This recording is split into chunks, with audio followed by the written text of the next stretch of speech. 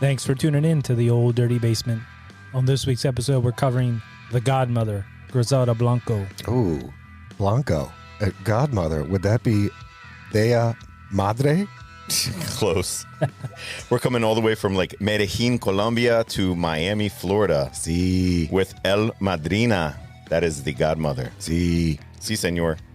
Yeah, this is a very cool story. You might be familiar with the show on Netflix currently, so we're tapping into that. Cool one, so we hope you enjoy it. Speaking of which, if you are, leave that 5-star rating on Spotify, on Apple. You can leave us a written review and sit back, relax, and enjoy the Godmother, Griselda Blanco.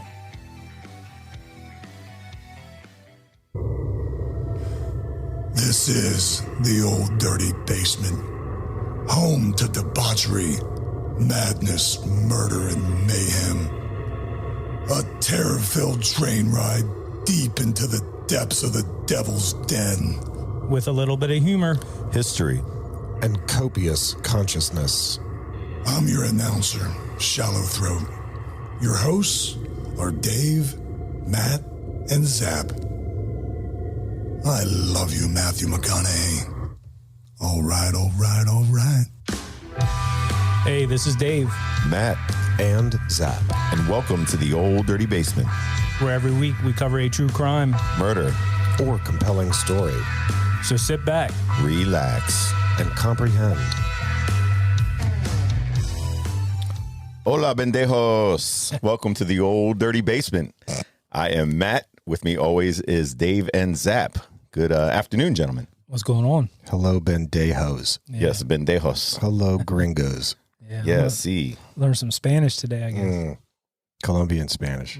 Yeah. That's drugas. So look, there, and I'll say it because I've used terms like Mexican, which is a dialect of Spanish. Colombian, they have their own dialect. I get that it's all Spanish. I just like to say it with specificity. Yeah, they're all different. Like Cuban, Colombian, there's like Spain Spanish, there's Mexican Spanish, there's Spanglish. Sure.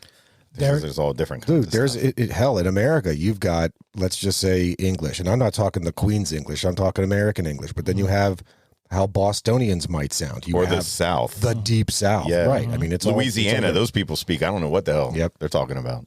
Derelicts of dialect. Yeah. Ooh. You know- It's a good band name. Look at No, that. but you know what that is? That was an alliteration is what that was. No, but it's an album. Oh, Derelict's a dialect. Yeah, It's a rap album, isn't it? Third bass. Yes. Yeah. Hey, real quick, guys, before we get into this, I just want to it's give. never real quick. It's going to be quick, I Okay. promise. Quick shout outs. And this is what matters most when we're doing this. We're doing this for the listeners, people that dig our show. I just wanted to list a couple people that always reach out to me, let us know we're doing a good job and they're enjoying it. Shout That's out awesome. to my buddy Jason, the old mechanic. He's working now over in, I think it's in Mechanicsburg area. He's always listening, sending me good feedback. Sean, the snowman, my boy Roger, RJ, Brady, Brian, of course, our boy Officer Vince, always. And our boy Earl David Reed, still sporting the Old Dirty Basement gear. Still sporting it. Thank you. EDR. Thank you. EDR. Thank Yep. you. I Thank see you. that on social media, and we really appreciate it. I know he travels a lot for his stand-up, and maybe he's checking out the show, so shout out to him. And you guys got anybody? Sure. I mean, of course, we've mentioned him enough already, but always big thanks to one of our number one fans, Hawk, Yeah. Al Doc, Hawk and Doc Weekend. Hawk Yeah. Doc, Joey Quarters. Oh, Got to thank Quarters. yeah, for sure. Katie up in Pottsville. Always, as always, big thanks to my wife for Oh, yeah. putting up with this and for actually listening, critiquing, giving us some good suggestions. Yeah. I think that's it for now. Okay, cool. Nice. Yeah, Matt, you got anybody? I don't even tell anybody I'm on this You podcast. just keep it. So I love it. I love it. I'm about as DL as you can get here. No, that's good. That's All right, cool. But yeah, today, man, we got a good one. This one's all over Netflix right now, but just to clarify, we're not covering the Netflix series. Maybe we'll interject where shit that they got wrong on the show. And I've going through this, I see there's quite a few things that were a little different on the show. Yeah, I seen something that was on I think it was on Netflix. They said like 10 major things that was wrong with the show. And I also think her one son, we won't get into his name yet, but he also said there's a lot of things that were different. But it was a decent series. It was It was a very good series. It was a good series. If you watch the series and it brought you here, definitely understand we're going over the actual factual stuff. Actual factual. Yeah. This is the real deal Holyfield. But there deal. could be some we might interject with some things from the story. Now. Yeah. But we will let you know when We'll we're let you talking know. about the show. This is the real deal Poppy Field. So yeah, why don't we get into it if you guys don't have anything else? Let's do it. All right. Today, we're covering Griselda Blanco, Also known as Queen of Cocaine. yes, the Black Widow, Ooh. yes, the Godmother. El Nice. Madrina and El Jefe, which Oh. is Jefe is the boss. You might have heard that from Three Amigos. I did. Oh. Yeah, they're However, Jefe worked for El Guapo. Yeah. Oh. Tell Yeah. me. The infamous El Guapo. That's right. Yeah. So he worked for El Guapo. Jefe. What is it, Plétora? Yeah. Exactly. Oh, El Guapo. I'm learning so a much. man of your knowledge and expertise. Anyways, Anyways. this is about Griselda Blanco, which is Colombian for Griselda White. Ooh, real quick fun fact. Go. We're starting off. I know it's never real quick, It's never real. but Griselda is that's my great grandmother's name. Mm, But she was not in the Colombian Not in the cartel. cartel. Okay. Yeah. Interesting. So Griselda Blanco was white. So Yes. she could be Ms. White, like Yeah. from Clue, Reservoir Dogs. That's cool. or from Clue. Yeah, Clue. All right. So Griselda, born on February 15th, 1943, in the slums surrounding Cartagena, Colombia. So when I say slums, think of, if you've seen it, District 9, like where the aliens live. Mm-hmm. That's Or- being kind. If you've seen Dick Tracy, the Warren Beatty movie, It's been a Mhm. while, yeah. that's where the kid lived. Like his dad beat the shit out of him, and Warren Beatty Dick Tracy went back to beat the shit out of him. Mhm. Probably not as colorful as those. Definitely not. It's something, if you're thinking poor in America, think way more Yeah. poor than that. America doesn't know this kind Yeah, of poor. exactly. I've seen this in maybe some border towns, like if I'm in Texas or even in some California. Like, so I've never been on the border in Mexico. New Mexico or Arizona, Mm-hmm. but like looking over at Juarez, like, yeah, that's a shanty ass town, but even Juarez is in better condition than this town. Okay. So this is bad. This is bad. In fact, murder was so commonplace in this town that kids would dig holes in the ground to bury the bodies so they could have places to play. Like roll that body out. Of the Yeah. way. Yeah, there. What Zap was saying too, like those places were surrounded. Like the only thing they could do for money was like there was a lot of slaughterhouses, so they would kill like animals, like pigs and goats and stuff, like basically on the streets. So like he was saying, you had to bury like entrails and different things just so you had a place to like that was kind of clean. So these It kids, was pretty nasty. These man. kids growing up are hardened Yeah. early. Yeah. But it's absolutely true that they would throw in dead bodies. And I'm not talking animal bodies and not just intestines. I'm saying like just dead Bodies, dudes. blood, and nastiness. Yeah. Roll them out of the way and We want to play soccer here. Dig a hole. Let's throw a body in there. oh geez. So, of course, this woman grew up knowing that crime would be her only way out. Now, she engaged in petty crimes as soon as her two little legs learned how to run. Hell, when she was 11, she and a group of other kids kidnapped a 10-year-old boy from a wealthy Colombian family, hoping to collect a ransom. Despite the boy being held hostage, the family refused to give in to her demands. Proving her resolve, Griselda put a gun to the young boy's head and pulled the trigger. This is Dude. 11. That's wild. That's at wild. 11 years old. She blew his head off. Mm. This boy became the first in a long list of her victims. Hell, by the time she was 12, she was pickpocketing and prostituting herself for cash in Medellín. So I have a friend that I know from work. His name's Fernando. His family's from Colombia. He visited there in '92, and his uncle was a president of a bank in Colombia. Now they weren't in Medellín; they were a couple hours away. He said, Bonko. but for instance, like the town that they were in, now his uncle lived in like a nicer section, and he said driving up to his house, there were armed guards like at the gates of all these houses. Like it was so. What I mean, of the drug lords or Well, some or of them just were some drug people lords. that had money? Some people just probably had money for protection. Now, his uncle, his cousin, got kidnapped as a teenager Dang. for ransom, and they had to pay. They paid the money to basically get him back. Yeah. And this same cousin, he was telling me, was on the national team, the soccer team, Yeah. and he was playing there, but that was run by cartel, and they were pretty ruthless. I don't know if you remember a story about a guy that was on that national team. I don't know if it was World Cup soccer. missed a goal. He was a goalie or something. Oh, yeah, I forget. they killed him. They killed him. Jesus, what? Yeah. Because he missed a goal. Yeah, I mean, they take their soccer seriously Clearly. over there. It's el football. But Football. but he was giving me like, you know, he grew up in America. He went there to visit in 92, and he said like, it's a beautiful country. There is like a lot of good areas and stuff. A lot of this stuff gets really pumped up like in the media and all that. You know, he said definitely now it's not nearly as bad as it was, but What you're saying is there's more to Colombia than just drug lords. right, exactly. You know, he said, and if you're at that time when he was there, he spoke English. He said like, you're a chick magnet. He said like it was amazing the amount of women. That's that a you good could song. Get, you know what I mean? Oh, chick magnet. Yeah. So it was interesting to get his perspective, actually being there in that country, not growing up there, but just visiting.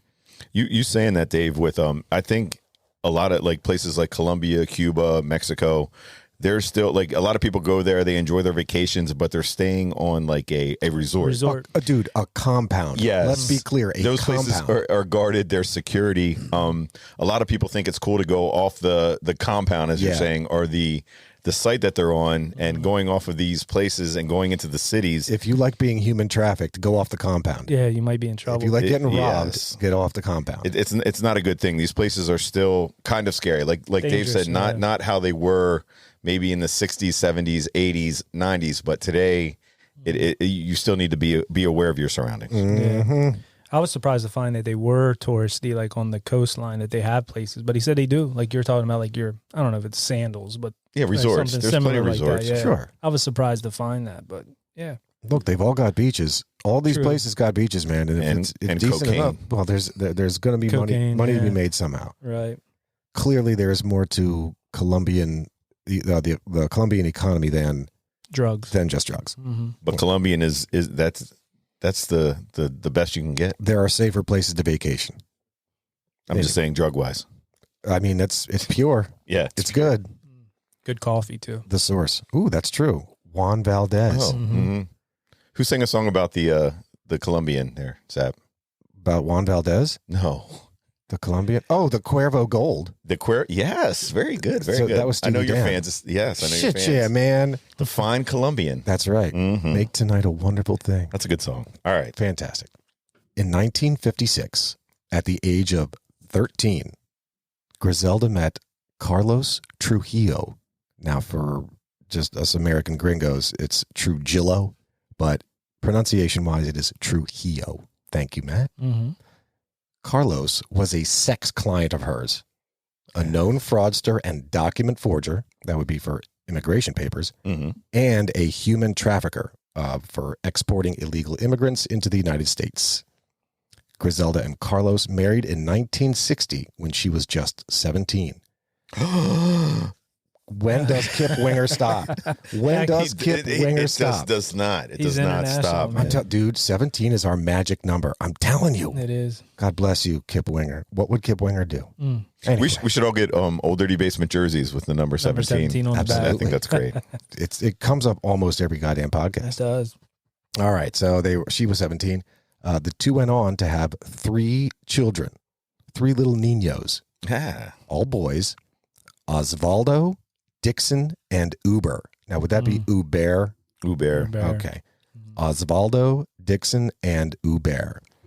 Alas, the fire between Griselda and Carlos faded. And they divorced in 1969.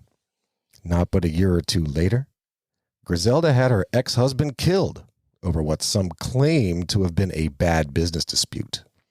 That's El Dos for her killing spree. That is number dos, which is Colombian for 2. Yes.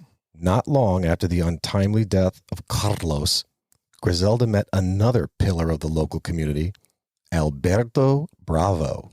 He's slaying the rock. Yeah. Instead of moving illegal immigrants, however, Alberto moved cocaine for the Medellín cartel. The two swiftly went into business together, establishing a cocaine enterprise in Queens, New York in 1966.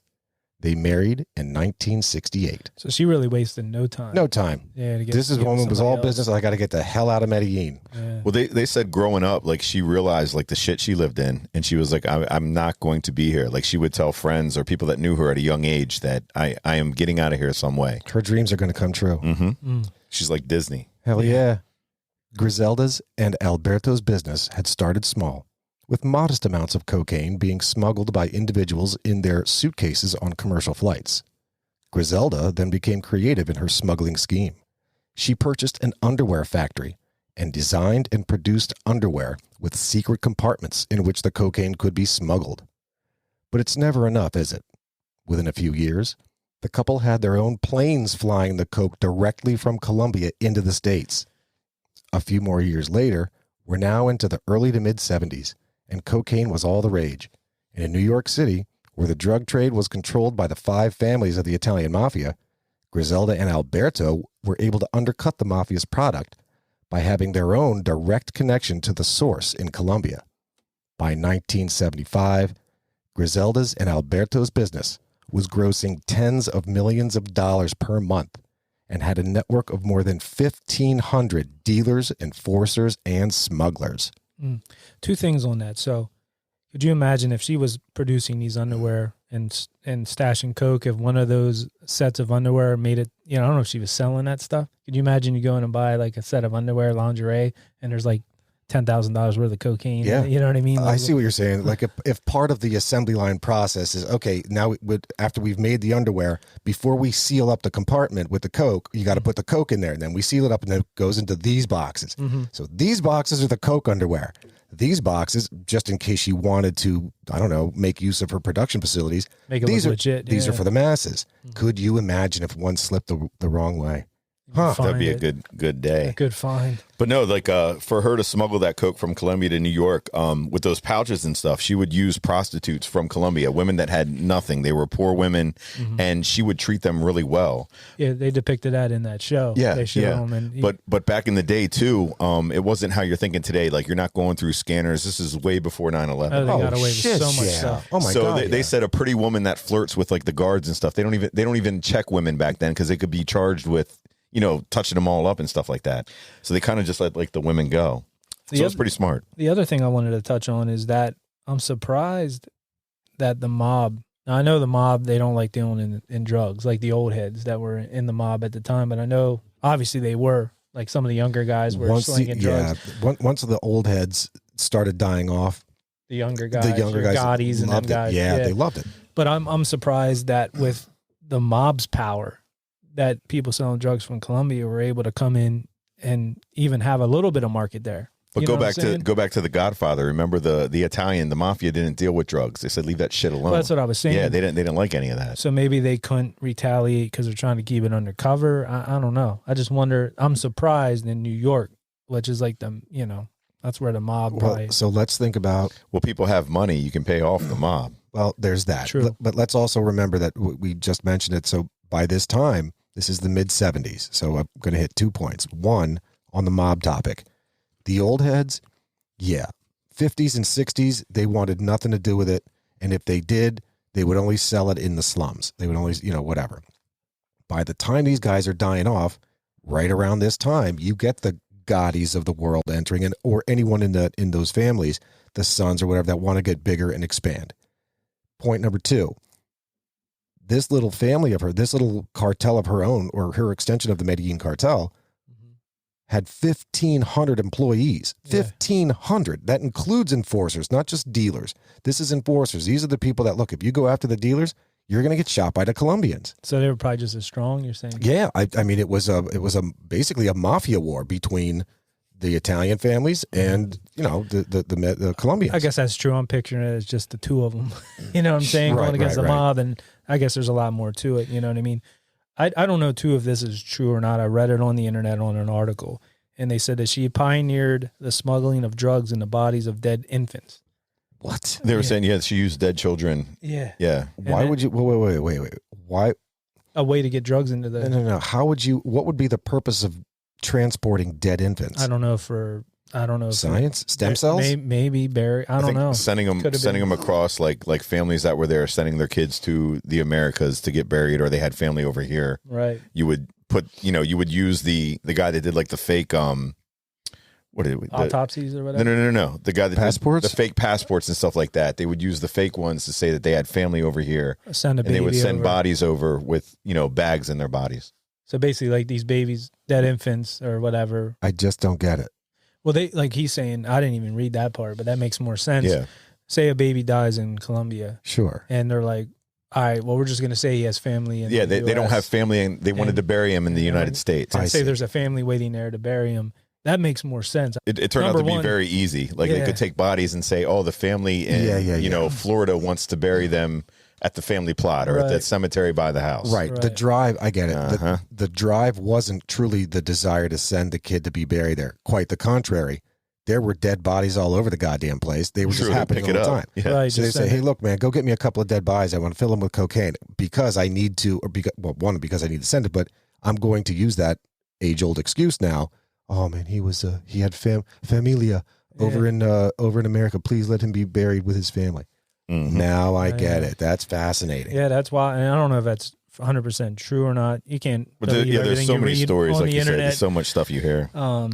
What blew my mind is the money that she's making in the 70s. Yeah, Yeah. dude. And you're talking a kilo back then. I looked into this. It was $50,000 to $60,000 for a kilo at that time. Is that right? For a kilo. I don't know what a kilo of cocaine is. I've never How seen much one. is that, Zab? A kilo is, well, it's 1,000 grams. So it is a kilogram. So how many pounds in a kilogram? Yeah, you're the math guy. Yeah. Man, I don't deal with the metric system. I'm a goddamn American. I have to ask Roger. Anyway, That's what Roger $50,000 to $60,000 for a kilo. These guys making $10 million a week, a month, whatever. Just that kind of money in the 70s. Can you imagine? Oh, I can't imagine. Man, that's even before Biden's economy. Right. Yeah, That's back when, you get hamburger. that's funny you mentioned Biden. He pops into this I story. was going to say, I'm sure he was still in office back then. You can get a hamburger, fries, Coke, whatever back then, probably like $1. Yep. You know what I mean? Do you mean like Coke? Like Yeah. it was that big back then at the Yeah. McDonald's. Like, can I get a hamburger, fries, and a Coke? Coke? Yeah, right. Liquid or powder, sir? Yeah, that's funny. Well, if you stick around long enough in the drug business, you're bound to get discovered. In April 1975, a joint NYPD and DEA investigation named Operation Banshee resulted in the indictment of Griselda and more than 30 of her subordinates on federal drug conspiracy charges. This was the biggest cocaine case in history at the time. Griselda was a step ahead of the authorities, of course. By the time the indictment had been issued, she and her 3 sons had made their way to Colombia to lay low for a while and for her to catch up with Alberto on some unfinished business. Now understand that Alberto had made it a regular habit of spending most of his time at their production plant in Colombia. And let's just say that distance didn't make the heart grow fonder. In Griselda's case, it made her grow more and more distrusting of her husband. Griselda's own extravagant lifestyle fueled her suspicions that Alberto was stealing money from their operation. Simply, if he was spending as lavishly as she was, he must be stealing, no? Indeed, the couple's relationship was so fractured that when she arrived in Colombia, both she and Alberto were accompanied by their own bodyguards when they met at a nightclub in Bogota. The meeting was tense. Not long into it, a shootout commenced. Alberto managed to land an Uzi blast to Griselda's stomach, wounding her. But Griselda was clearly a better shot, as she managed to kill Alberto with a shot to the head. In addition to Alberto, 6 bodyguards were killed in the melee. Griselda had now, officially, cemented herself as the head of her drug empire. So that's one thing in the show that they depicted totally different. That interaction with the Is that right? Mm-hmm. Yeah. So in that, as this show starts on Netflix, it starts with her living in Colombia at this time and living an extravagant lifestyle, and they have I guess they make it sound like he made her sleep with his brother to pay off like a drug debt. Okay. And she gets so pissed at him, she just can't deal with it. She goes and shoots him at a club, but there's no like bodyguards around. And did you watch the show? Yeah. Yeah. Yeah, that's horseshit. Yeah. So I can tell you that nobody is making Griselda do anything she doesn't want to do, right. let alone sleep with her husband's brother. Right. Who thinks this shit up? I know Hollywood does. You're making $10 million a week, man. Yeah, you yeah. ain't got to do that shit. I have a feeling they want to make it amazingly, for whatever reason. I'm thinking that maybe they wanted to make Griselda look like a victim or maybe like a good person. Maybe. Well, that's a lot of shows do that. Like they don't really they try to get you into the character right away, or something like, oh, I feel bad for That's her. fake news. I you know what? I don't want to even watch this Netflix thing. So, and to be clear, everyone, I have not seen this series. Already, I don't want to watch it. Yeah, it's good. I think it's good. I think after reading and going through all this, you'll pick out all the inconsistencies. Sure. But it's entertainment. There are a lot of things that they did, true to what we're going to hear here, but here in this story. But I mean, that part right there stood out to me right away when I was like, well, that didn't happen that way. Yeah. I was also thinking like they were trying to do like two bases. They were trying to do something in Miami and something in Colombia still.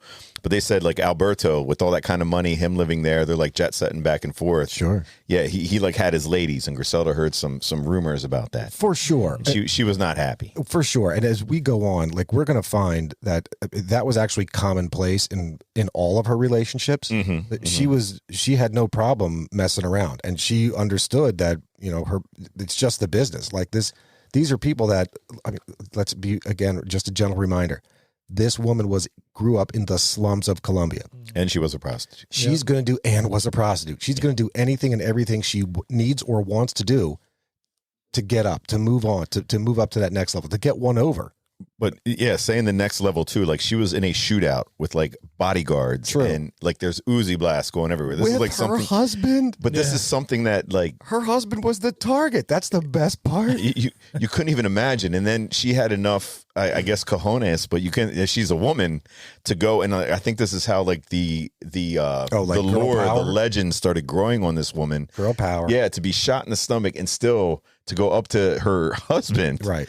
and shoot his face off. So- like that's, and I think she had a 38 is what I read. Yeah. Yeah, Strapped to her inner thigh. that's crazy. That's wild as hell. So just to be clear, so what I just explained about the death of her husband, like she shot her husband, it is widely known. Like that is, you go to any decent source, that's the story. But the show makes it out that she just got revenge on him for making her sleep with his brother. Yeah. So in the show, they I don't really get that. Like it was something along that. they had a debt that he owed to his I brother. remember that part. And he goes to her like, look, you used to do this for a living. It's not a big deal. Just go and sleep with him. So, okay. And he's always had a thing for you. And she went and did it. And then I guess I forget exactly from the show if there was something else going, but that was like the main drive, was like, if you do that to me, you don't care about me. That's you don't messed love up. me and all that. So But to give a shout out to the show though is I like the way that it was done in Spanish. Like you're reading. oh, yeah, it's all subtitled. Yeah, it's mostly all subtitled because Oh, no, like I'm definitely not watching it. but sometimes you go to see these like these German guys, like they're talking like, they have like these bad German Sure. accents. Sure. Like just speak German if it's supposed to be in Germany. Like I don't know. I did. Yeah, I enjoyed I that. dug that about that. They Like the gave it whole a- thing was done well. Authenticity, although it wasn't really authentic, I guess. But Not even close. no. Well, after the murder, Griselda and her sons returned to the States in the late 70s. And this time, they set up shop in Miami, where the local cocaine trade was thriving thanks to a network of recently arrived Cuban refugees. Miami in the 70s was the gateway to Latin America, and it became a magnet for the criminal underworld of narcotics. Griselda wasn't very good at sharing. She wanted nothing to do with being just a player in the vast game. She wanted to own it. And so it was, in the late 70s, Griselda and her enforcers went on a killing spree of rival dealers, the end goal being the elimination of all competition. Her approach was simple: kill everyone. If you bought drugs from her and didn't pay on time, she'd kill you. If she brought drugs from you and didn't feel like paying you, she'd kill you. And not just you, everyone around you, including innocent bystanders. Griselda's methods were extreme and certainly fueled what became known as the Miami drug war, but the violence paid off. In seemingly no time, Griselda ran a distribution network stretching from coast to coast, employing thousands of people, and was raking in well over $80 million a month. Say that again, please. $80 million per 70s. month. Quick in math. the That is 70s. like close to $1 billion That is a year. ridiculous money. $1 billion a year. There is no doubt that her lavish lifestyle and over-the-top spending on everything from properties to a fleet of exotic cars was well funded. Now people think like Taylor Swift is like baller these days. This lady had, like Zap said, exotic car. Like she would get cars, get drunk at like parties, and shoot up her cars. You can't because she didn't have imagine. nothing else to do. You can't imagine the amount of this cash. It doesn't exist. 5, 6 private jets. Like you're talking, she had 2, 3 houses. She had a place in New York. She had a place in Miami, a place in Los Angeles. Like this. Here's the crazy thing, though. So I found this website. It was it lists the 20 richest drug dealers of all time. Sure. She ranks number 9. What? At $2 billion. Number 1's Pablo Escobar. Sure. I think he was like $30 billion. He owned the country. He owned And an island. Yeah, and he owned like the ran for country. governor and some shit. Yeah, but just to put it in perspective, they put her value at $2 billion. Yeah. So I mean, it's a lot of money, and I don't know if that's back then money or if that's on the current. But yeah, number 1, and then right behind her, number 10, which I don't even know how they equate this to drug dealing, but they put Al Capone on there at $1.2 billion. But I guess because at the time alcohol was an illegal substance, Sure. they considered dealing illegal substances. Sure. But This was in like the 30s though. Yeah. Capone was 30s. yeah, and they based his story, Scarface, on the name Scarface. I wonder if guess. any of that was adjusted for Inflation and stuff. Yeah. Yeah, you wonder about that. Oh, go ahead. Sorry. One other quick thing too on the you talked about the Cuban refugees. Yeah. So at the time there was it was called the Matt again on the pronunciation. Starts with the M, right? Mariel boat lift. Castro, I guess at the time sent it was like 125,000 refugees. Hey, if you want to go to the States, here you go. Get Now's on your this chance. boat. Yeah. We're gonna send you over. Viva Fidel. Right. So of those 125,000, the majority of them were like criminals. They just got out of prison, basically the bad people. Sure. So they come over and they're looking for work and they're looking for this kind of work.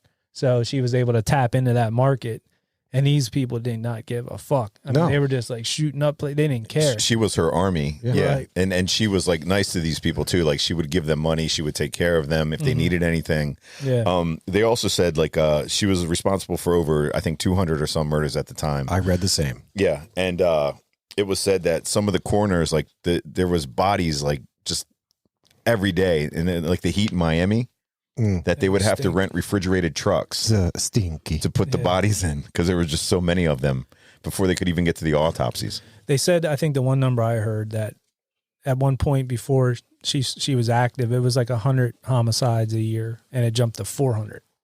So that's a pretty big jump. So to be clear, and Matt was, I read the same thing about the 200. My understanding is that 200 is at her hand. Like she was the killer. Oh, she actually did it. Okay. This has nothing that excludes anyone that she directed to be killed. Oh, I didn't hear that. I thought like she had her army would just go out and like shoot places up or just take people out. I didn't know. Wow, 200. So 200 is just her. There was more than that by virtue of her enforcers, by virtue of this, that, like go kill these guys, go kill those guys. Because I knew in the 70s, this is where she was kind of, what was the one movie with, who's the Scarface? No, the black actor. He was Samuel L. Jackson. No, he was dealing drugs back and forth from Vietnam. Oh, American Gangster. American Gangster, starring Denzel. Denzel. Yeah. Yes, it was kind of like around that time where she was always in the shadows. But at this point in the 70s, where she just had $1 billion a year, she started like showing up at Studio 54. She was throwing like these crazy parties. She would have like orgies. She would threaten like prostitutes, like, I'm going to kill you if you don't do this. Yeah. So they were just like, this lady had money you could, I couldn't even understand. And some wild ass fetishes. Like Matt just scratched the surface. Like the orgies were just the start. Like what went on in these orgies and how long these orgies lasted. Like understand, cocaine will keep you up for a long time. Oh yeah.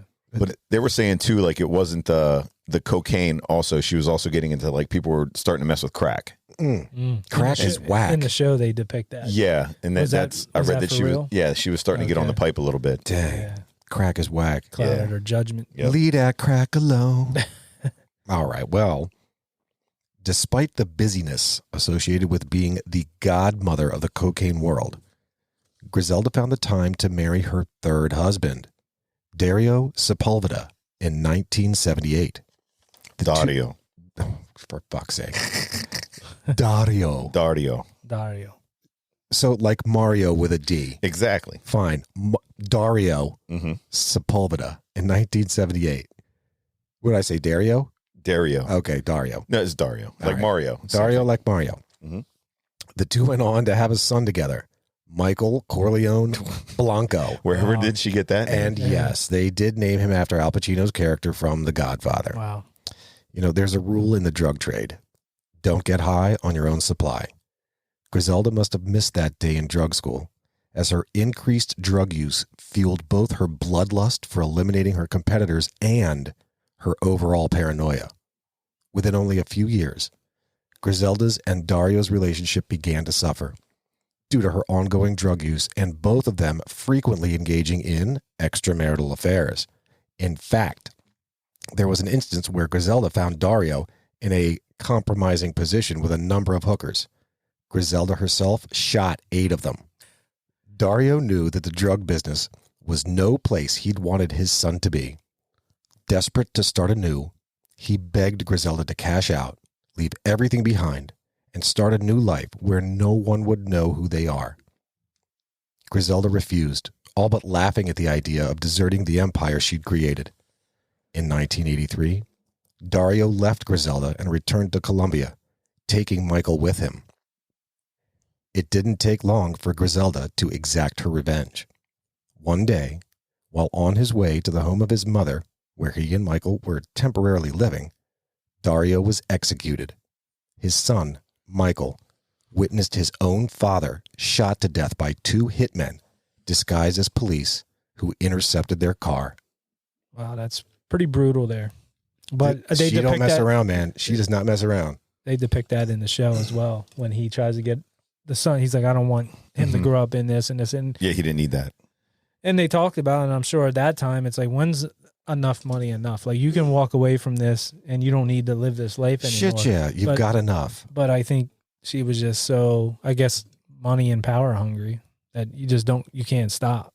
I don't know how people can't, like, I wouldn't be able to live like that, looking over your shoulder all the time and all that. If you could get money and just get out and be done. Well, remember, I think they had it in the show with her first husband. His name, Carlos Trujillo. Carlos. This is where she just started building up her empire just a little bit. And I guess some of the main cartels from Colombia, remember, they came over and said, hey, we want you out. We don't want like a woman running. They didn't really respect her at all. Right. So I remember they offered her like $15-20 million to walk. To stop. Yeah. Huh. And this was in like the 70s, $15 million in the 70s. That's good money. And even her associate was like, take it. Like, Yeah. He was pissed at her. Yeah. Like, He was. You can just get away. He was like her accountant type dude. Right, yeah. He's like, look. Her zap. Yeah. Well, you know, her consigliarity. Yeah. And he was like, look, this is $15 million. We can go to Colombia. We can go to Cuba. We can go anywhere we want in the world and live like kings. Let's just do it. This is $15 million in the 70s. Right. $15 million cash cash. Yeah, man. You don't have to go back to somewhere to get. It's not in a bank or anything. It's like your cash. Yep. And she was like, fuck that. She's like, I can make that in a day. She's like, I don't want it. She could see the vision, you know? Yeah, what I mean? Like, but this is when she was young. This is before, like, she was even in the game, and like she was like, "No way, I don't want it." And the guy's like, "You're crazy." Dang, you so crazy? Yeah, pretty much. You're muy loco. But I couldn't imagine. You don't even know. Nope. I was also. Did you guys mention the thing in Time magazine, or is that in the story? Wait. Was she the woman of the year? Pretty much. She was close. It was her and Taylor Swift. No, but this is when all those murders were being ordered. Like you said, like people were just dying nonstop in Miami. No cops looking for a murder. Right. Yeah, like 2 a.m. shit. But there was like beheading stuff on the street. There was so much violence that in 1981, Time magazine publishes a story with the cover Paradise Lost, and it was all about the Miami cocaine wars in Miami. Yeah. That's the thing. We just mentioned it, that there was a thing called the Miami drug war. Yeah. Like that show, Miami Vice. Yeah. That was inspired by real, true life events. Like the drug thing was really fucking bad. Those two were cool as shit. Shit, yeah. Crockett and Tubbs. They invented being able to wear a sport coat over top of a t-shirt. Oh, awesome. I have going through this, I came across not El Chapo, not who's the other guy? Pablo Escobar. El Guapo. Well, El Chapo and Pablo were the two main dudes that people hear about. They don't really hear about Blanco that much. But he had Escobar had 3 hitmen that looked just like us. Get For the, real? what? I have a picture. Like I will show you guys. That's awesome. You got to pull that Oh out. man, I gotta look at that one. It is the most amazing thing I've ever seen in That's my life. cool as shit. And I was like, wait, is that? I thought they like took pictures of it, like our podcast. Dude, I'm curious as to whether the picture might be the three guys sitting on a table with microphones in front of them. That's wild as hell. That's cool. Wait, am I the guy in the middle? Yeah, it's me. Which one am I? You're over here. Yeah. It's me. That's awesome. That's hilarious. I need that picture in my life. they were his like these dudes killed everybody. Like they just didn't care. The guy's like wearing like a fake Varney like shirt. That's awesome. Matt, I would love for you to send that picture to us, and Dave, I would love if you use that picture as Like the cover. one of the advertisements for this podcast. Dude's thing said sweats.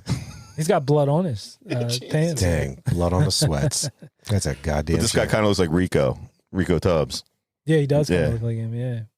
There's like look like my cousin or something. right. that So guy nobody can see that. No, No, but they will. Remember, but anyway, yeah, I just found that funny. That is cool. that is cool, man. Yeah. Remember Griselda's second husband, Alberto? I'm losing track. Yeah, she Yeah, I got know, man. around. Well, She was like Tupac. Alberto had a nephew named Jamie, and Jamie, Alberto had Jamie. Jamie. and he learned that Griselda was responsible for his uncle's murder. Obsessed with revenge, Jamie spent every waking moment plotting Griselda's assassination. Griselda learned of Jamie's intentions and also learned that he contracted with two gunmen he'd imported from Colombia to assist in her execution. Between her nephew's intentions to kill her, increased heat coming from the Miami-Dade Police Department and Federal Drug Enforcement Agency, and that paranoia-inducing drug habit of hers, Griselda decided to take a break. In 1984, Griselda fled to California, affording her the ability to lay low for a while and to tap into the West Coast drug market. The two assassins Jamie had hired followed her, as did the DEA. On the morning of February 20th, 1985, DEA agents raided her California home, where she lived with her son, Michael, and her mother, Anna. Upon being taken into custody, she was held without bail. The indictment included conspiring to manufacture, import, and distribute cocaine, and after a swift trial in federal court, she was found guilty and sentenced to 15 years. Mm. They created actually it was your boy Reagan. And God bless you, Ronald Yeah, Reagan. it You're was a called- saint. that Centac. Yeah. It was they developed it for like the war on drugs because shit was just out of hand. And That was like local police, DEA agents. They all kinda worked together. AF. What is the other one? Alcohol, tobacco, firearm. Mhm. Yeah. ATF, yeah. and they were obviously investigating, but they had like in the show they depicted this way that they had somebody on the inside that was kind of feeding them information like, hey, so and so's meeting with Centac, so they would know like when one of the associates was meeting, like, all right, we got to take them out before they get too much information. So they had a rat in the thing. Yeah, that was her travel agent, Maria Gutierrez. that girl in there, yeah, but What? Yeah, there was that was the lady that was sending all the prostitutes back and forth. Maria Gutierrez was the one that Griselda came to. They started putting heat on this Gutierrez girl. They started coming to her house, and they messed up with something with their house. yeah, like, on one of the stash houses, there was like they found $30 to $50 million in cocaine. Dang. But inside the stash house, they found that the house was registered to Maria Gutierrez. So when it came to her, she's like, I don't know anything about this freaking house. Like, what are you talking about? They're like, well, your name's on it. Yeah. And then she's like, oh shit. And she started giving, she just starts talking. Oh, So my. that pressure from Centac plus other, cartels, were really weighing on her at the time. She was definitely, at least in the show, they depicted that way. Again, like it's never enough. You can only get so goddamn big. Right. I don't know, man. That's just. But that's what, yeah, her everyday life. I think it was running like her planes, like boats, whatever they were doing, whatever they could, from like the drugs going the main part in Miami to New York to Chicago, Chicago to LA. And this was going on every day, like just to get that kind of cocaine to the market. It's an entire economy. Yeah. It is an entire economy, and it's crazy. A whole sub economy of the existing economy. It's nuts. I can't wrap my head around it. Oh, well, the train never stops. Just because she was in prison didn't mean that Griselda's days as one of the biggest drug kingpins were over. Business carried on while Griselda was in prison. Her enemies hit her when they could, even killing her son, Osvaldo, in 1992. But the Godmother kept up with her role. While in prison, Griselda was introduced to a young man, not a prisoner, named Charles Cosby. True story. I'm waiting for it. I'm not even. Thank you. I'll do it later on. He was a petty street hustler who was awestruck and inspired by Griselda's ability to move such massive amounts of product and rise to the level to which she'd risen. The two became close and ultimately became lovers. Charles, who became tasked with keeping up with distributors, had earned the trust of Griselda to run much of her multi-billion-dollar business while she remained in prison. Yeah. So that Charles Cosby, there's two good documentaries, Cocaine Cowboys 1 and 2. And Cocaine Cowboys 2 really goes into detail with his Cosby's he's on the documentary talking about his relationship with her. Okay. And how he met her and stuff. It was really cool to see how that all went down. He caught that on the news, like her incarceration and all that, and was like infatuated. Like, oh my God, like I can't believe how much cocaine she's moving. Yep. He was It's like all turned on. Yeah, he was. It was literally like he was talking like that. So he was a small time drug dealer. He wrote her a letter basically saying how much I admire you. And she got the letter, wrote him back, and then it turned into phone calls, which later turned into visits. I had found that when a female, there was a mutual friend. So he had a female friend that had confided in him and said that she had once worked as a runner for Blanco. Mm-hmm. So again, he's back and forth with this, and he asked her to, reconnect with Blanco. And to his surprise, she did. Blanco's like, sure, I'll meet the guy. She actually said this. So this friend of Cosby's, of Charles's, said to his woman, or the girl said to him, she told Griselda, I know a young black guy who wants to get in contact with you. And Griselda said, yeah, sure, tell him to get in touch. And that's when the pen pals and all that good shit came in. So bring me the coke. That's exactly what I was waiting for. Yeah. I knew it wasn't going to last for too long. No, it couldn't. I couldn't hold it. The pot was starting to bubble over there. It was just boiling up. But what is this Cocaine Cowboys? Because I keep seeing it every time I look at Griselda Blanco. You didn't see it yet? No, I have not. It's fantastic. Okay. So part one is dealing with pilots that were flying cocaine into Miami. I guess probably around this same time. Would this be more like Escobar into El Chapo, or is this like the Escobar Cocaine times? Cowboys 1 was, I think, either at the beginning of Escobar or during her time. It was kind of like the end of her time, the beginning of Cocaine Cowboys is showing you the development of Miami, how these high rises are going up, and it's all drug money. The banks, they got to build more banks because there's all this money coming in, and the local economy is booming off of all these drugs coming in. So that's Cocaine Cowboys 1. Cocaine Cowboys 2 is all from this Cosby's perspective. He's interviewed on the whole thing, and he's talking about his interactions with Griselda. And there's one story on there that really got me. He was having a relationship with her. They were having sexual, intercourse in prison. Like, she would pay $1,500 to the guard to basically like look the other way so I can take this guy in this back room. It was the back room. It was back of the multi-purpose room. Multi-purpose room. And so he was in there hooking up with her and stuff like that. She opened up her empire to him, like, hey, I'm going to connect you with these drugs. That sounds like a... Yeah. She opened her empire. Yeah. So he had that going. He's getting big time now. He got a Corvette. He's got cars. He's got money. Everybody know me. So he goes and he meets this girl while he's visiting her in prison. There's this blonde girl in there, and she slips him his phone number. She slips him her phone number. Okay. He calls her, and they start having a relationship. Oh, God. So one day... Are they having the conjugal visits also, or well, she's not in prison. She was visiting a relative in prison, so she's out free. So they're conjugaling all over the place. All right. So the one day he's driving home, and there's a drive-by shooting attempt on him, and he gets shot at and actually takes a bullet in the arm. So he knows this is probably coming from Griselda now. Mm-hmm. He had a phone that he kept. It was a cell phone. Now this is back in the early 90s. It was one of them like flip phone, Motorola, whatever looking things. Mm-hmm. She was the only one that had the number Griselda.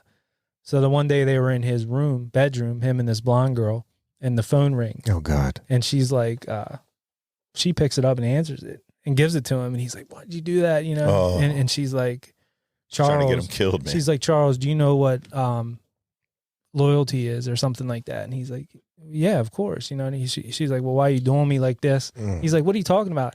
He's like, you're with that blonde girl right now and this and that. He's like, what are you talking about? And she goes, go open your blinds. And he opens the blinds and there's 2 dudes in like a car out there. Oh, wow. Like looking in on him. Jesus Christ. So basically, like, she had eyes on him at all times, and then the car drove off real slow. But you could tell, like, she's like, I could have you killed right now.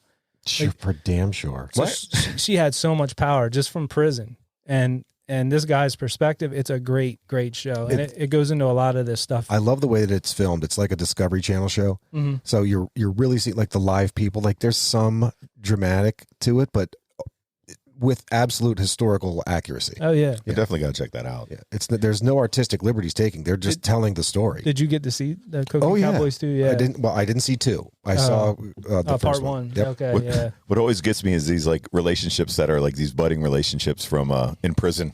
Like the last who did we just talk about last week or 2 weeks ago? I can't remember. Gypsy Rose. Yeah, her husband she met in prison, or Good old 82. and like Bundy, all these like murderers, they all get like girlfriends, wives from prison. Right. It's where you meet your loved ones. Yeah, there's also another thing. I'll get into it when we're done with this, but an interesting story. Now, this is from this Cosby. We'll talk about it at the end. But this is crazy if it's true. I'll save it for the end. Okay. All right. Little foreshadow there. That Cosby thing was amazing. When they actually, so after the pen pal, basically, like, you know, back and forth between those two, they finally met at the prison. And when they met, like, she was all over him. Oh, yeah. Like this super just long, passionate kiss. And then when they finally sat down, like they got down to business. I know. So she was doing drugs with Cosby. Oh shit! in Yeah, prison. he says to her. She actually says to him, "So how much do you need?" Oh, he doesn't know what to say, so he said, "I don't know, 50 keys." She just simply nodded, and the meeting was over. Like it's easy. 3 days later, the doorbell rang at Cosby. Now she is in prison. 3 days later, the doorbell rang at Cosby's house. When he answered, some Latino woman showed up, and she had 2 packages, and she said, "I have a delivery from the Godmother," and that was the 50 keys right there. Damn. Within a month of meeting Griselda, Cosby was a millionaire. Oh, easy, yeah. Absolutely a millionaire. Mm-hmm.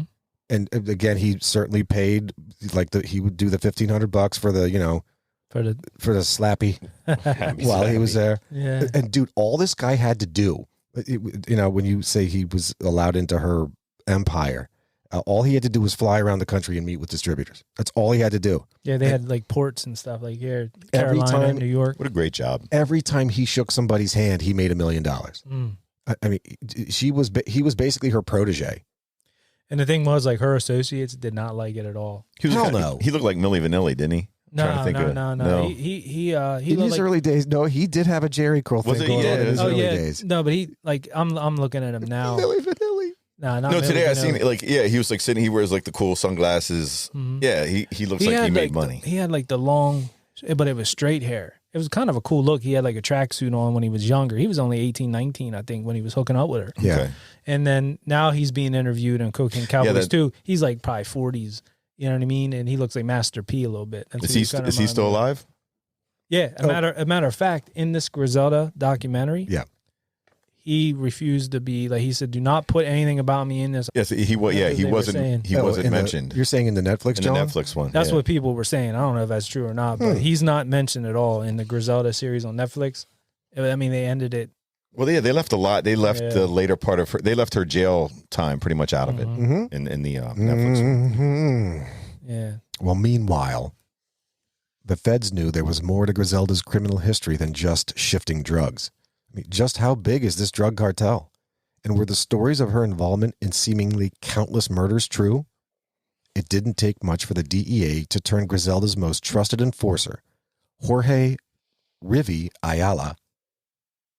At the time, he was facing life in prison for the murders of 3 people, all of whose executions were ordered by Griselda. Not long after, Charles Cosby was shaken down by the feds too. But just as swiftly as the feds built their case, it all came crashing down. After giving his deposition, Charles alleged he'd had sex with one of the secretaries from the state attorney general's office. And to add fuel to that fire, The same secretary actually engaged in an extended phone sex affair with Rivi. With the prosecution's 2 prime witnesses now discredited, the case against Blanco collapsed. When all was said and done, Griselda pled guilty to 3 counts of second-degree murder and was sentenced to 20 years, which was to run concurrently with what remained of her 15-year sentence. Yeah, that Ayala, or Jorge, Rivi or whatever. Rivi. Yeah. He's damn it, Matt. I wish you would have corrected me. That's okay. What did I say wrong? No, you didn't say anything wrong. I did. I called him Rivi. Oh. It's Rivi. Rivi. Okay. Anyway. Either way. But he's on Jorge. that. He's on that. You said Jorge, right? Jorge. That's my dad's name. That's the name of my landscaper. Yeah. Names are spelled the same. Damn, look at you. Are you selling coke? Jesus. Yeah, right. No. He's on that documentary too, Cocaine Cowboys too, from prison. Interviewing him, yeah. Which is cool to hear his perspective and stuff on stuff. But yeah, he, like I said, that guy in the show, in the Griselda show, they show that whole phone sex thing with the secretary and stuff. He's like, that touch your breasts. Yeah. I put them in my mouth. They made that dude like real good looking on the Netflix show. He kind of looked like the one killer. It's the 70s. None of these guys looked good. No, but on the show, they, even her, they made her like really, really hot. It's Sofia Vergara. Yeah, she didn't look like that. Look, this Griselda broad looked nothing at all like Sofia Viagra. I promise you. No. Promise you. But the Rivi was, they had him. He actually went in to turn her in. Remember, they caught him. It's like he's going to do life, and he actually worked the way around because he pretty much became her confidant towards the end there. Mm-hmm. Well, Rivi was her most trusted enforcer. Like he was her muscle. Like if she needed a button pushed, he was the guy. Yeah, and he like became so close to her towards the end. He was the one that was actually still sticking around, where everybody was like kind of just getting out of there. Yeah, because they knew they were going to get busted. Did Cosby jet too? Well, he gonna go pudding pop. Well, like you said, or is that coming up? Yeah, I don't know. Like he got the DEA basically came in and arrested him or took him into custody. Oh yeah, so the shakedown already happened. Mm-hmm. Okay. So yeah, but again, I had mentioned, so just as their case was building, it had it had fallen apart. In fact, so Rivi had done that thing with whatever. Mm-hmm. That same chick, Charles Cosby, alleged he had done some sexy stuff with her, and their whole case just collapsed. Went down. There was zero credibility left of the witnesses. He talked about that on that documentary. They sent him to Florida, and he was like, I don't really want to go to Florida because she's got connections down there. I don't want to get killed. She's got connections everywhere, bro. Yeah, but like I guess he felt really in harm's way down there because that's where she's from and the cartel being down there. Sure. When he was down there, he was staying at a hotel with police in there around him and stuff. And this secretary, I guess, when he was in with the lawyers and whatever, passed him in a hallway. And this guy, I mean, he's telling from his perspective. This guy's Rico. This is Rivi Suave. Yeah, yes, once again, this girl puts her phone number in his hand and was like, I've always wanted to. This guy's a pimp. Gracias, senora. Yeah. See? So she either had this girl, if she's doing phone sex with Rivi and then smashing this Cosby guy. Dang. She had a thing for bad boys, I guess. It is lonely. What you gonna do? Dang. She said she came into her. Oh, his hey, come on. She came into his room with like a trench coat or like a coat on, took it off, and had like crotchless panties on, or like. I didn't even know they made those in the 70s, early 80s. But he depicted. He was telling it, and they were doing like a cartoon version. Now, did we talk It was about? good. It was real good. Jesus. Did we talk about how like where they came to the motel? Motel. Did we get that part? Holiday Inn. Or did you mention that, Zap? No, I didn't say shit about anything about a hotel. Where she knew where the cartel was coming to assassinate her. See, there again, that was in the show. Uh-huh. But here, that's not how that shit went down. But see, they're saying like it wasn't in a mix of that. No, not at all. Like is this where they had the DEA come into her house and say, Griselda, you're coming? She's like, oh, I'm not Griselda, I'm Betty, or something like that. Whoa. Wow. Netflix, you suck. You really took a lot of artistic liberties there. Mm-hmm. Griselda was at this John in California. At her house, right? Just at this easygoing bungalow with her mother hanging out. And then the DEA just broke down the door one day. Like she was being chased by not only, I guess this goes back now, we're going back a little bit. She was being chased and followed by the DEA and 2 assassins that were hired by Jamie, Alberto's nephew, that wanted to get exact revenge. In the Netflix show, it's the Ochoa cartel. They came after her on the show. The Ochoas, they were coming to like kill her, and she was basically like, "I'm gonna turn myself in, because they can't get me if I'm in prison." So that's on the show, which is not. Yeah, you know, gotcha. But the true story is, I think, like what Zap said, the DEA agents, and I saw that because they go, Griselda Blanco, you're coming with us, and she's like, me, I'm a Betty. Oh, no, I'm just the maid. Yeah, that's so right. she was like, my name's Betty, and they were like, no, we got fingerprints. You're under arrest. That's hilarious. Now, so I guess I can see that. It made sense for her, like to basically say, you know what, the fact that I've always got a target on my back. I've always got to look, behind me. What's going on? Sure, fuck it. I'm not going to fight you. Yeah, take me to prison. Mm-hmm. Mm-hmm. I mean, maybe that was enough. Yeah. Basically, I'm done. I would have. Shit.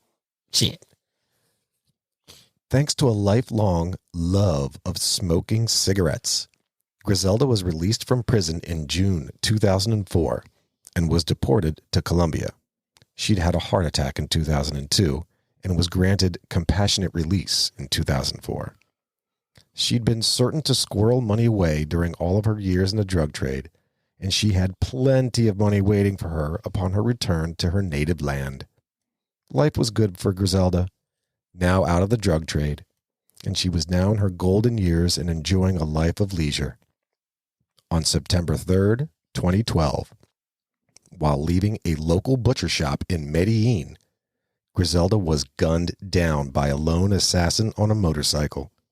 She was 69 years old. Yeah, so they said her pregnant daughter-in-law was with her. I did read that. Yeah, when she was there at the I didn't butcher include shop. that because I wasn't sure whose wife it was. Like, was it Michael's or was it one of her other three sons? Yeah. Well, the other three sons, they were all gunned down and killed too. Yeah. They were all. Well, there's varying reports on yeah. all that. Yeah. Well, maybe they're not, so they would disappear. Who knows? I did or a they little took bit some of money the and run. Well, zappy slappy deep dive on that one. Well, they said the daughter-in-law, when she got shot and was laying on the ground dying, that the daughter-in-law placed a Bible on her chest. She was laying there like having her last breath. Yep. They also said that Griselda was the one that made up. It's ironic that the motorcycle assassination was her idea. Heard that. Yeah. She basically came up with that. Yes. When she was running it and pushing buttons, tell, hey, go kill this guy, go kill this guy, and here's the easiest way to do it. Just ride by on a motorcycle and shoot the dude. Again, in the early 70s, there was no, like today, you couldn't get away with that stuff. They'd see you right away. But back then, there was no cameras everywhere. They just, Truth. That was a quick way to do it and go. Hell yeah. Well, the whole thing with the motorcycle, they said in Colombia especially, there was a lot of traffic and gridlock on a motorcycle. You couldn't get stuck in traffic. That's you could go correct. up on the sidewalk and get around. You're going. There were times where these guys would do it in a car and then get stuck there. Yep. And then the police come and you're just sitting there in traffic. I mean, you can see that anywhere over in the Middle East, like Beirut, whatever. Like that shit happens all the time. All the time. Yeah, but going back to my three sons there, or the four. Yeah, Yeah, to know today, like the only one is that I know of living is Michael Corleone, and he still has like a podcast. He's out there he got like his own line of clothing. Oh, really? Yeah, like this guy's like baller. All right. How old is he? Michael? 48, 50. He's younger than us for sure. Oh, he's younger than us. Late 40s, early 50s. I don't About know. our age, yeah. All right. So I did some digging on the kids. And here's what I got. So if you see anywhere or you hear or read anywhere that Griselda didn't want her kids in the business, that's a fucking lie. She wanted to build an empire, a family, like a mafioso. She wanted a family business, something to pass this on. Her kids were in this from the gate, all of them, and they thrived. They all did well. Eventually, Griselda's first three sons were apprehended by the police. Each of them was given a 10-year sentence and ended up in federal prison in, of all places, Lewisburg, Pennsylvania. There, they came into contact with a drug trafficker named Raphael. Matt, how do you pronounce Rayful? Let me see it. Rayful? Rayful? Yeah. Raffle? Okay, Raffle. They came in. Raffle ticket. Raffle ticket. So there, they came into contact with a drug trafficker named Raphael Edmund III, or just Edmund, in 1990. Now, Edmund, who was arrested in 1989, had imported drugs from the Cali cartel. As soon as Griselda's boys came into contact with this dealer, They quickly formed an alliance and started making deals within the prison itself. Then around 1992, Dixon, Hubert, and Osvaldo were paroled and were deported to Colombia. But they stayed in contact with this Edmond dude and continued working with him while importing more than 1,000 kilos of cocaine. Now, back in Colombia, the Blanco brothers believed they could continue their mother's legacy, but unfortunately, they didn't have the means to do so. These boys were vulnerable and were without support. Osvaldo. While making a drug deal in Colombia, Osvaldo was killed in 1992 in a Colombian nightclub within a few months of his release from federal prison. It was said that he was gunned down by a commando of 4 men in the center of Medellín. Hubert. In an interview, Edmond, that guy that they'd met in prison, confirmed that he continued dealing with Hubert and Dixon after Osvaldo's death. No evidence exists confirming the exact date, time, and cause of Hubert's death. It is assumed that he died during a drug deal gone bad before his mother's death. And now the third one of the OG boys, Dixon. Now, again, prison, deported to Colombia. He left Colombia after Osvaldo's death and most likely hid himself somewhere in the United States. Despite hiding from everyone else, Griselda always knew his whereabouts, but never, ever, ever publicly shared any information about it. At the time of Griselda's shootout/death on September 3rd, 2012, Dixon was still alive and, at this point, living in Colombia. This was confirmed by Miami filmmaker Billy Corbin. From Cocaine Cowboys, the first one. There you go. Years later. I thought he was from Smashing Pumpkins. Yeah, close, close. Yeah. Oh, okay. Almost. You guys confuse me sometimes. Years later, Griselda's youngest son, Michael Corleone, stated during an interview that all of his brothers were dead. Now, this implies that Dixon died somewhere between September 3rd, 2012 and the date of Michael's interview. So that's the boys. I heard the Medellín cartel. They took the 3 boys out. Yeah. Maybe. And the only one still alive is Corleone because everybody's dead and old now. They are in jail. They for damn sure got the 2. But you're saying Dixon was still running around. I still think that Dixon was running around. For all I know, Dixon is chilling with Elvis and Jim Morrison. I think Dixon was the craziest of the 3 boys. But what I wanted to get to about now, this is in this Cocaine Cowboys too, and this is from Charles Cosby, and he gave this in a Maxim interview as well in the magazine. So according to him, while she was in prison and she was getting antsy, like, I need to get out, I need leverage here. Yep. Okay. The JFK hostage situation. Yep. So she had a plot to kidnap JFK Jr. And she actually sent 4 associates there, 2 posing as a couple, to basically kidnap Kennedy, take him back to Colombia for basically ransom. I'll give you your son back if you get me out of prison. We'll give you Kennedy back. And they said, one of the FBI agents said, if that would have happened, they would have gave Griselda, let her out basically to release Kennedy, but they would have turned over every stone to find her and basically arrest her after that went down. Yeah. But they were very close to actually the two that were posing as a couple were out, and Kennedy's apartment was in New York City. They were like out front kind of hanging around. He went out to walk his dog. The dog went over to sniff the girl's at her feet or whatever. Yeah. They were about to nab him, but there was a patrol car there. Yep. Oh. So they decided, well, it's not. And then I guess I don't know if it got called off then after that or what happened. I heard she got the bullet high on cocaine and turned magical. Yeah. But supposedly Kennedy, they told him after this all went down, and he wasn't really.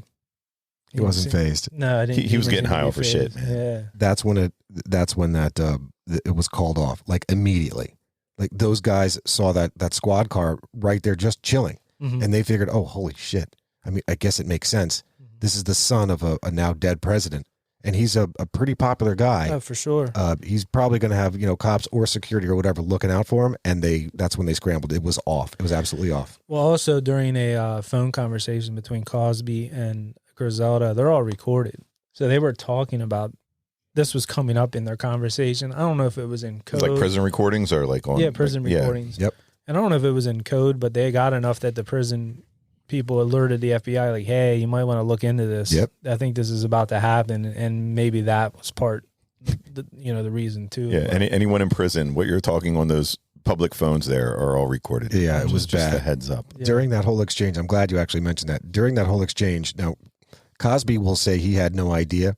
I think he was actually playing dumb to get Griselda to actually say what she was. Say more. And more.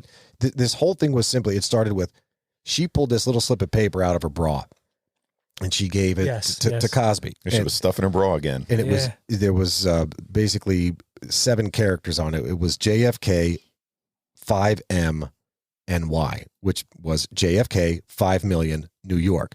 Cosby says to her, what's that mean? She says, Dixon, just give it to Dixon. He'll know. And Cosby just kept, I think, he kept, trying to get more and more information out of her when it was, all she wanted to do was give my son this piece of paper for Christ's sake. Mm-hmm. Nope, he got it out of her. And she had said, yeah, no, look, I'm going to move against Kennedy, the president's son. Well, he had said on this Cocaine Cowboys too that, like, that when that was a possibility, like, he was like, out to like American royalty. He's like, I felt so like he was petrified to do that. Now that's what's crazy to me is like he's selling drugs. I'm sure there's stuff going on, like murders and stuff around him, and that's the one thing that got him. He was like, I ain't fucking around with the Kennedys. You know what I mean? He was just like, I guess he figured they'd throw the book at him if the dead Kennedys. If that would have, Ooh. Good band. Holidays in Cambodia. Is that song? Yeah. Holiday in Colombia. Holiday in Colombia. Holiday in Cuba. Yeah. But Viva Fidel. Mm-hmm. What else you guys got? Anything we missed on here that? No, I just thought the money that this woman made, honestly, I didn't, it took me a while to figure like how, I was like, wow, she's making close to $1 billion. Yeah. I can't wrap my head around that. Yeah. That's Bezos money. That's not even, that's more than Bezos money. That is, nowadays, it's crazy. Yeah. I don't know. It just, it was a fun story. As you would say, Zap, loco en la cabeza. Loco en la cabeza. Yes. So I know Zap had mentioned the $80 million a month. $80 million a month. And they were saying it was 300. Like 950 million a year. 3 tons of cocaine annually. Damn. And they had estimated her to have 600 people on her payroll at one time. She made Scarface look like a punk. Yeah. It just seemed like, which I think even you said even a number higher than that maybe at one point. Yeah, at one point she had, you got to think like there's a trickle down effect. So if she has, let's just use your number, 600. Well, okay, that's this many enforcers and maybe this many, I don't know, distributors. Mm-hmm. Well, then from there, they're going to go to dealers and the dealers are going to have their enforcers and stuff like that. So I'm giving numbers, or I had given numbers that tried to encapsulate the whole ball. That or maybe trickle down. Like she's so after that 80 million, she's getting about 30 off the top there. There's no taxes. I couldn't even begin to think. Well, like you said, no, because what you guys are saying is true. You got your guys. Those guys got their guys. Those guys got their guys. Until you get Tony out there on 3rd and Maclay selling the drugs. Yeah. But everybody's getting a little piece of the pie. But the big part that's coming to her, like she's probably I don't know what to say she's making, but out of like the 80 million for that month, she's probably getting like 25, 30 out of that. Yeah. Roughly, maybe. I don't know. I don't know the drug trade. How that couldn't works, begin. There's no way. I couldn't even begin to think. One interesting thing I heard on that Cocaine Cowboys too. So there were a lot of one guy in particular that was an associate of Cosby, and I'm sure this is something amongst most drug dealers. They don't want to know too much because he always felt like, because then if they get you on the stand, that, and the more you know, like say he would have got busted, and if these people above you know that the operation in and out, they feel like you're a threat now. Sure. So these guys were very much trying to like stay in the dark on a lot of stuff and not know the business inside and out. Like the less you know, the better almost. But and if you don't know, now you know. Exactly. Nothing like the commercials we grew up with as kids. Remember, like the more you know. The more, then the star. Yeah. The more you know. And knowing is half the battle. Yeah, that was G.I. Joe. Hey guys, can you wrap it up? Oh, spot on. We that late already? Wow. You're really talking about the story here. Time flies when you're having fun. It does. Yeah, this was a good story. Like I said, I think it was a good one to cover, especially the timing of it with this show out right now. I think it was #1 on Netflix. And, Numero uno. Yeah, it is hot. It's más caliente right now. If you guys want to check it out. Yeah, and I did some searches on podcast on this, and nothing really recent. Now that the Griselda show came out, there's a couple that are covering the Griselda show in particular. Dumb. On Netflix. That fake news. Yeah. But that is just amazing, like how much a show gets wrong. You know, we ran into that with Dahmer. Sure did. There was some stuff Sure on there. did. But if you Google her or check her out on YouTube, there's tons of different stories and stuff that pop up. All like different, and other people have a ton of different stories. Like what Zap said about the kids, I didn't even know all about that. Yeah. I thought they were done right as soon as they got out of jail. Yep. But yeah, no, definitely a good one. I'm glad we did that. We'll be back next week with a vintage cinema review. Got a couple cool movies we were looking at, so we'll definitely keep you updated on that. yeah, please keep me updated. Yeah, right. I don't know anything. We'll try to find something that's on Max. Oh, you don't even have to pay okay. for it. But yeah, I guess that's it. You guys got anything else? I got nothing. Yeah. No, thanks for the write up. Thanks, Dave. That was good. Thanks for the fun. memories. Yeah. Yeah, so don't forget to leave that 5-star rating on Spotify and Apple. Leave us a written review. And I guess that's it for now. So we'll catch you where? On the flip side. If we don't see you sooner, we'll see you later. Peace. Thanks for hanging out in the old dirty basement. If you dig our theme music like we do, check out the Tsunami Experiment. Find them on Facebook. Their music is available streaming on Spotify and Apple, and where great music is available. You can find us at Old Dirty Basement on Facebook and Instagram, and at Old Dirty Basement Podcast on TikTok. Peace. We Audi 5000.